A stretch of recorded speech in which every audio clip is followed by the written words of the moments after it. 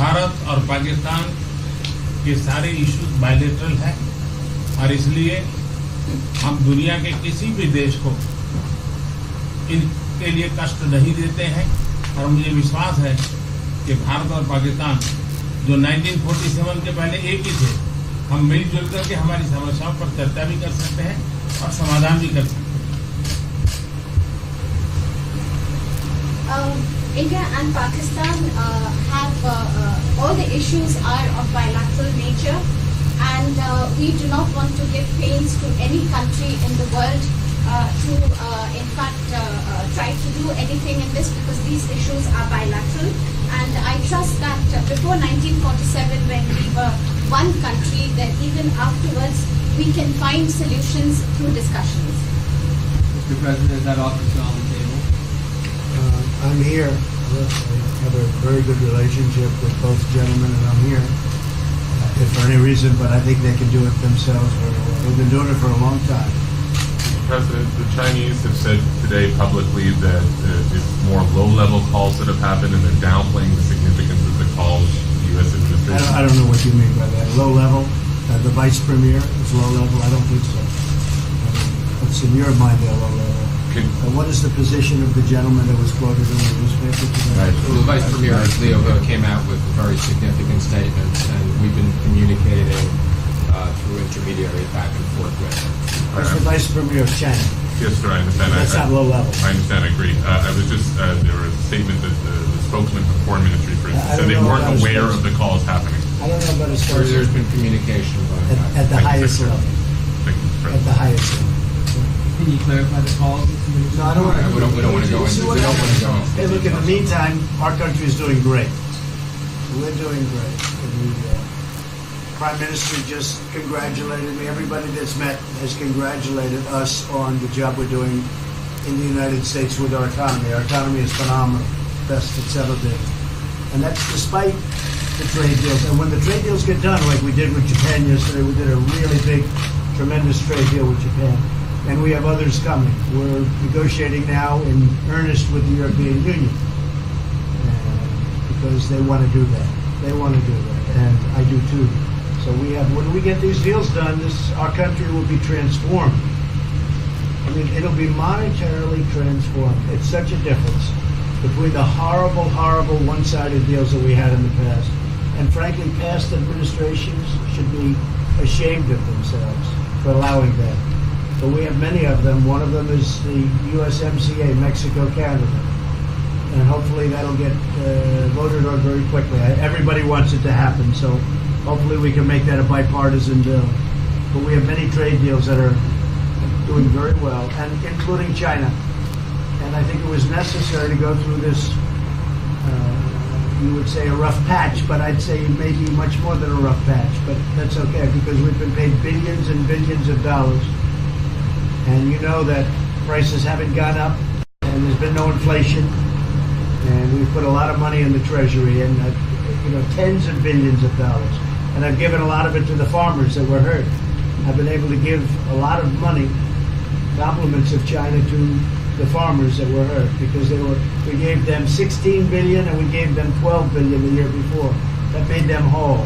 That was the amount of money that China didn't invest in our farmers, give to our farmers. So the farmers have been amazing, but they're very happy with the job we're doing. But eventually they're going to be the biggest, or one of the biggest beneficiaries. Okay? Mr. President, did you attend the climate session? Say it? Did you make it to the climate session? Were there any conclusions that you should? I'm going to. In fact, it's going to be our next session. So we haven't had it. Do you have a message that you'd like to deliver to? No, I want clean air and clean water. And we're right now having the cleanest air and cleanest water on the planet.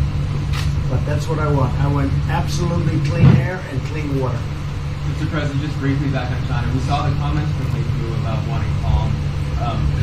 Calm, exactly. Just wondering if you can clarify what you meant about the call. Was that with lighthearted? I don't want to talk about calls. We've had calls. We've had calls at the highest levels. But I don't want to talk about that.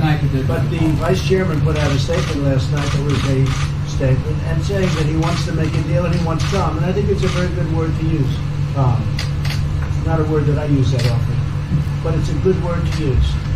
And I think it's one of the reasons that's a great country. I mean, they understand.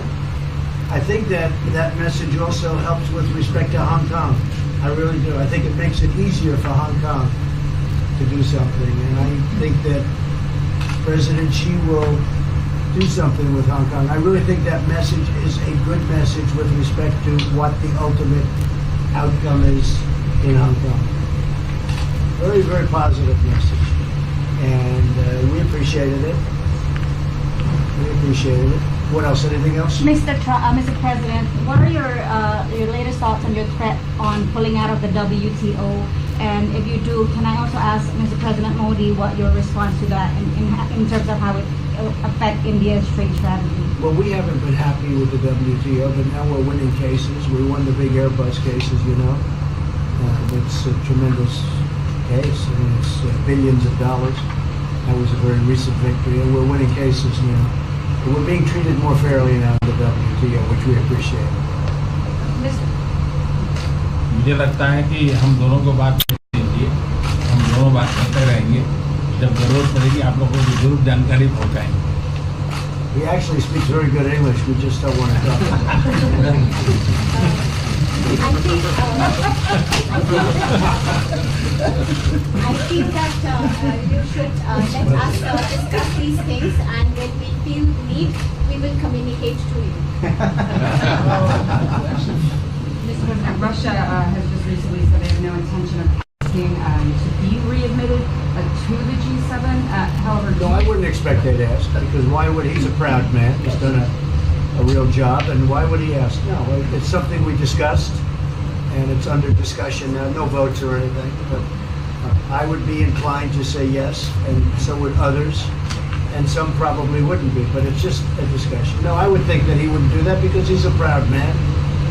He wouldn't ask, but if something would happen, he would be asked, and I'm sure he would say yes to that. do you have any indication from them that they would accept? No, I think it was a very good discussion. It was the initial discussion, but it was a very good discussion. But I think it would be appropriate. I think it would be good for Russia. I think it would be good for everybody. I think it would be a positive. But it's just a discussion that we had. It was a very interesting discussion and very, I think, pretty even. I think ultimately people like the idea.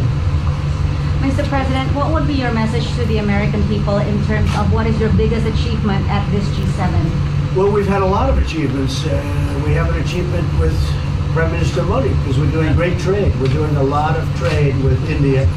That's an achievement. I think, obviously, the Japan deal is a tremendous achievement because it's one of the biggest trade deals and it affects directly our farmers. Even the fact that he's taking all of the excess corn that China didn't take, hundreds of millions of dollars worth of corn, and he's buying that. Japan is buying all of that corn at a fair price. And, that was great. So that was very important.